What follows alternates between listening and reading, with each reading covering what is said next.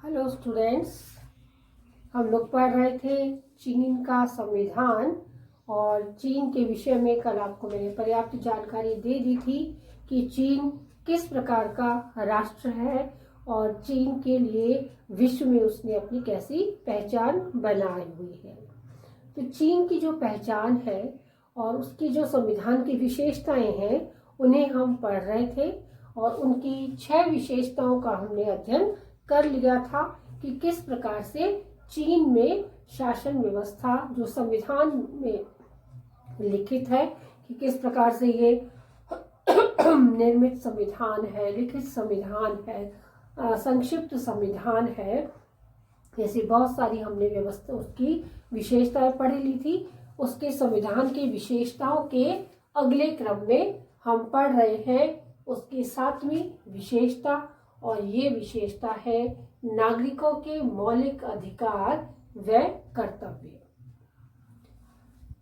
तो चीन के संविधान में अन्य राष्ट्रों की भांति ही मौलिक अधिकार और कर्तव्यों की व्यवस्था है।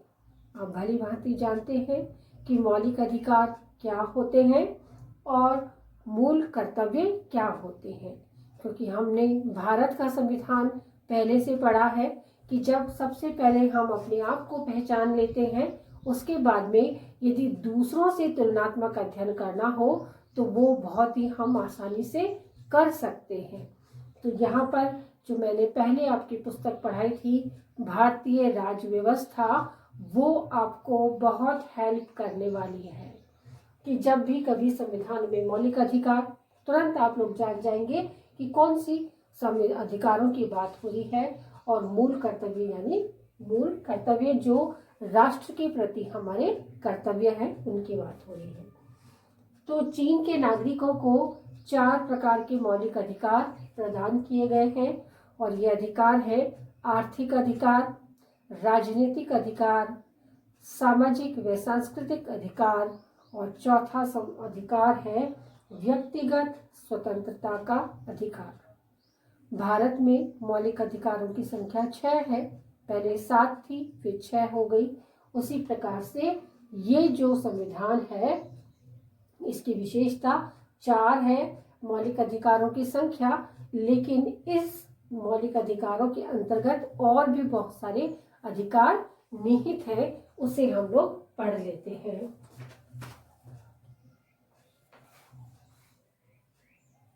संविधान के चीन के संविधान के अध्याय के अनुच्छेद 33 से लेकर 56 तक मौलिक अधिकारों व कर्तव्यों का वर्णन किया गया है। संविधान के अनुच्छेद 33 से लेकर 56 तक मौलिक अधिकारों और कर्तव्यों का वर्णन किया गया है, और ये 4 भागों में विभाजित है कि वहाँ का जो मौलिक अधिकार है उसका विभाजन 4 भागों में किया गया है। जैसा पहला अधिकार है आर्थिक अधिकार, इस अधिकार में बहुत सारे अंदर जो लिखित अधिकार है वो है काम, विश्राम, बुढ़ापा, बीमारी, असक्षमता या आर्थिक सहायता।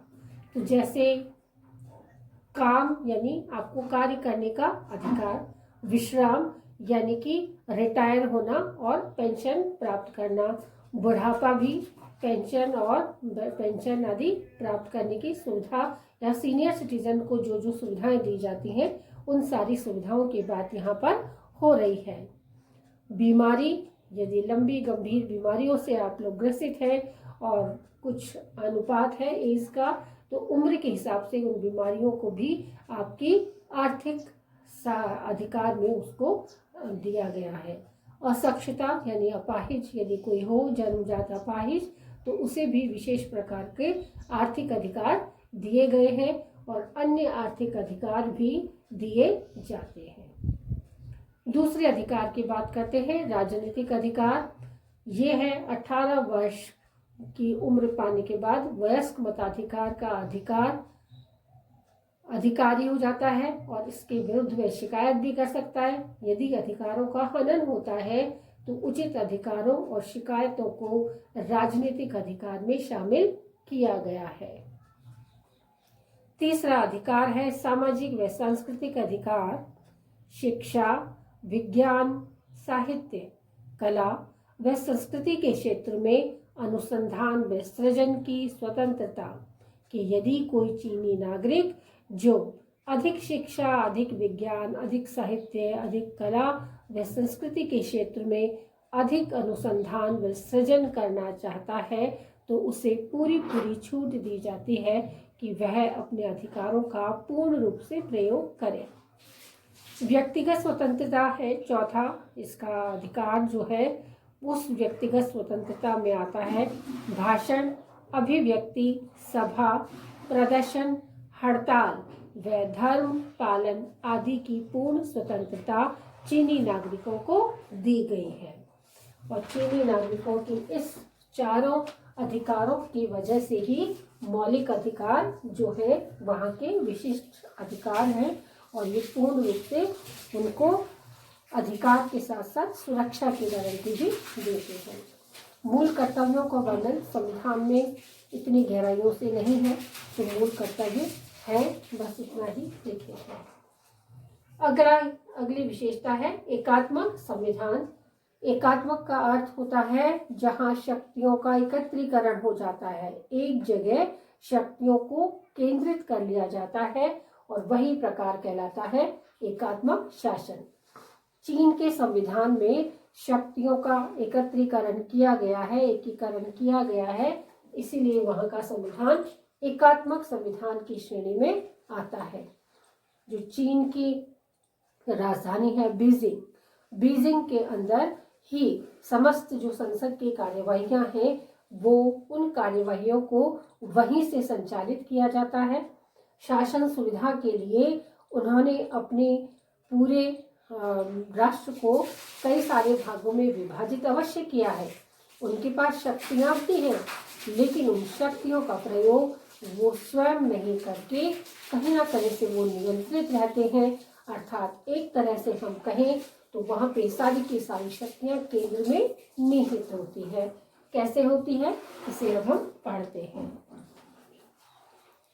चीन में प्रांतीय, क्षेत्रीय व स्थानीय सरकारें केंद्र सरकार के अधीन कार्यरत होती हैं। कौन कौन सी? प्रांतीय, क्षेत्रीय और स्थानीय। ये तीन प्रकार की सरकारें हैं वहाँ पे जो केंद्र शासन के अधीन रहकर कार्य करती हैं और इनकी सभी शक्तियाँ किसी भी समय परिवर्तित की जा सकती है। चीन की विशाल जनसंख्या के कारण ही वह शासन सुविधा के लिए चीन को 4 भागों में विभक्त किया गया है। नंबर 1 प्रांत, जिसे स्वायत्तशासी प्रदेश व केंद्र के अधीन नगर निगम में बांटा गया है। नंबर 2 है प्रांतों और स्वायत्तशासी प्रदेशों को जनपदों, जिलों व नगरों में विभाजित किया गया है। नंबर 3 है जिलों को जनता के कम्यूनों तथा कस्बों में विभाजित किया गया है।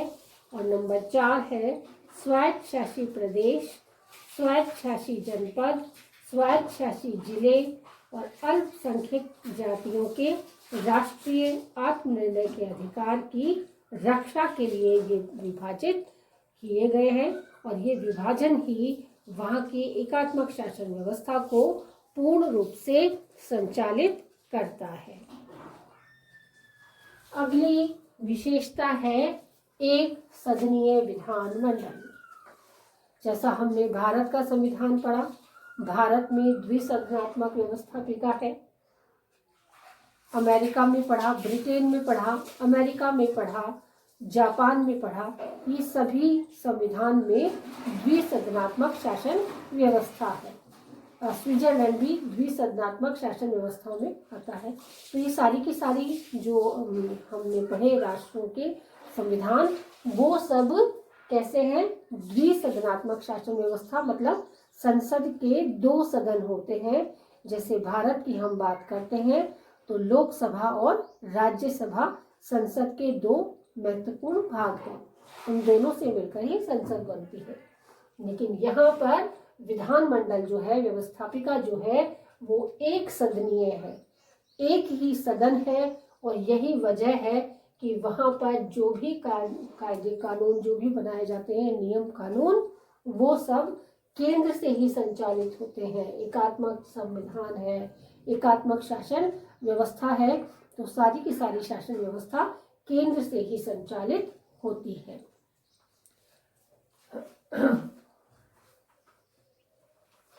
चीन में एकात्मक शासन व्यवस्था होने के कारण एक सदनीय व्यवस्थापिका का वहां प्रावधान है। यह सदन है राष्ट्रीय जन कांग्रेस। तो वहां के सदन को क्या कहते हैं? राष्ट्रीय जन कांग्रेस वहां के सदन को कहते हैं, जो व्यवस्थापिका का एक ही सदन है। राष्ट्रीय जन कांग्रेस इसी सदन को कानून बनाने का एकमात्र अधिकार है। इसके प्रतिनिधि जन सामान्य, प्रांतीय व क्षेत्रीय स्तर की प्रशासनिक इकाइयों, संगठनों, सशस्त्र सेनाओं व विदेशों में रहने वाले नागरिकों में से चुने जाते हैं। और राष्ट्रीय जन कांग्रेस में एक स्थायी समिति की भी व्यवस्था की गई है। यह स्थायी समिति उन दिनों में कार्य संचालित करती है जब कांग्रेस का अधिवेशन नहीं चल रहा होता है। राष्ट्रीय जन कांग्रेस भारत में राजनीतिक दल है कांग्रेस, लेकिन अमेरिका में वहां के विधानमंडल का नाम है कांग्रेस। और ऐसा ही मिला जुला सा नाम चीन के विधानमंडल का भी है, राष्ट्रीय जन कांग्रेस। तो ये जो नाम है राष्ट्रीय जन कांग्रेस, ये चीन के एक सदन का नाम है। तो जैसा कि इसके नाम से जाहिर है कि ये एक सदन होने की वजह से समस्त कानून और कानूनी कार्यवाहियां इसी सदन के द्वारा निष्पादित होती हैं। लेकिन हमें ज्ञात है भारत में भी यही व्यवस्था है कि जब संवैधानिक सत्र नहीं चल रहा है, जब संवैधानिक सत्र नहीं चल रहा है और उस समय सदन का सत्र नहीं चलने के समय में यदि कानून बनाने की आवश्यकता को महसूस किया जा रहा है, तो फिर कानून बनाने की प्रक्रिया में बहुत अलग अलग व्यवस्थाएं हैं भारत में। और उस प्रकार की, जैसे राष्ट्रपति को अधिकार है कि वो अध्यादेश के माध्यम से उस समय कानून बना लेता है, या सर्वोच्च न्यायालय के न्यायाधीशों को भी अधिकार है कि वो कहीं ना कहीं यदि आवश्यकता महसूस होती है तो किसी जो केस चल रहा है उस केस को दृष्टांत बनाकर उसके लिए भी लॉ ऑर्डर प्रारंभ कर सकते हैं। तो ये व्यवस्था भारत में भी है। तो यहाँ पर भी एक सदनीय विधानमंडल जब सत्र कार्य नहीं कर रहा है तो वहाँ पर एक स्थायी परिषद होता है और वह स्थायी परिषद सत्र की अनुपस्थिति में वहाँ पर कानूनों का निर्माण कर सकता है। इस प्रकार की व्यवस्था को अपनाया गया है। अगला है बहुराष्ट्रीय राज्य। हमको ज्ञात है कि चीन की जनसंख्या विश्व में सर्वाधिक है।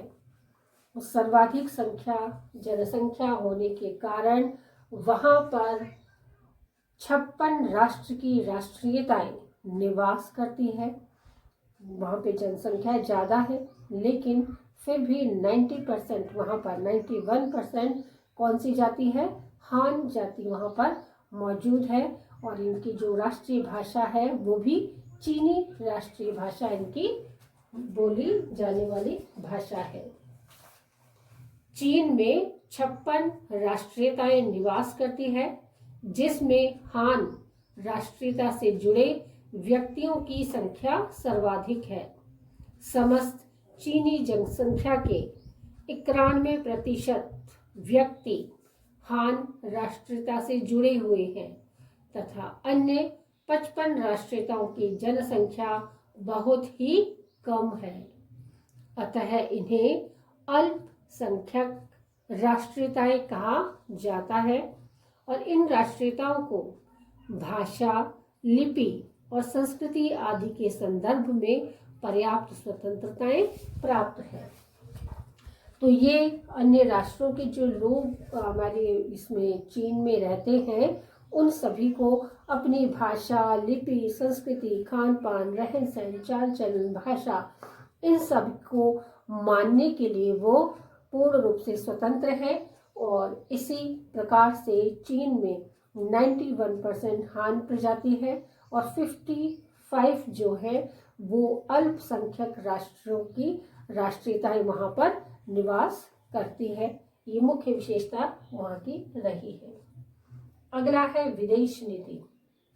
यूं तो अन्य किसी भी राष्ट्र के संविधान में विदेश नीति का वर्णन संविधान में नहीं किया गया है। स्पष्ट विदेश नीति होती है लेकिन उसका वर्णन नहीं किया गया है। लेकिन चीन के संविधान में विदेश नीति को भी संविधान के मुख्य भाग में जोड़ा गया है। चीन के संविधान की एक विशेषता है कि वह विदेश नीति को संविधान का अंग बनाना। संविधान में ही लिखित है कि चीन अन्य देशों के आंतरिक मामलों में हस्तक्षेप की नीति को अपनाएगा। हस्तक्षेप की नीति को अपनाएगा चीन। दूसरी बात ये लिखी गई है कि चीन पंचशील के सिद्धांतों के आदर्श का सदैव पालन करेगा। और तीसरी महत्वपूर्ण बात यह है कि चीन साम्राज्यवाद, उपनिवेशवाद का विरोध करता है और विकासशील देशों के राष्ट्रीय स्वतंत्रता के आंदोलनों का समर्थन करता है तथा विकासशील देशों के साथ शांतिपूर्ण सह अस्तित्व की दिशा में प्रयासरत है। उसकी दिशा में वो अग्रसर है कि अपने समस्त कार्यों को वो अंजाम दे। तो पहली इसकी विदेश नीति है कि वो हस्तक्षेप की नीति को अपनाता है। हस्तक्षेप की नीति का अर्थ होता है कि किसी भी देश के आंतरिक मामलों में चीन हस्तक्षेप नहीं करेगा। चीन पर्यवेक्षक हो सकता है लेकिन हस्तक्षेप करने वाला वो राष्ट्र नहीं बनेगा। दूसरी विशेषता है विदेश नीति की कि यह पंचशील के सिद्धांतों का पूर्णतः से पालन करेगा। पंचशील के सिद्धांत वही हैं जो पंडित जवाहरलाल नेहरू ने उस समय बनाए थे, जिसमें बहुत सारी महत्वपूर्ण बातें बौद्ध धर्म और जैन धर्म के जो पंचशील के सिद्धांत है उन्हीं में से ली गई है, जो भारत की सभ्यता और संस्कृति और धार्मिक विरासत को प्रशस्त करती है, उसे सामर्थ्यवान बनाया हुआ है। इन पंचशील के सिद्धांतों ने उसे ही चीन अपनाता है। और तीसरी महत्वपूर्ण बात यह है कि ये उपनिवेशवाद, साम्राज्यवाद जैसी नीतियों को दूर करता है और जो विकासशील राष्ट्र स्वतंत्र राष्ट्र की श्रेणी में आने का प्रयास कर रहे हैं, ये उन्हें बारंबार कहीं ना कहीं क्या करता है, अपनी एक विशेष सहायता उनको प्रदान करता है और उन्हें स्वतंत्र राष्ट्र घोषित होने में उनकी मदद करता है।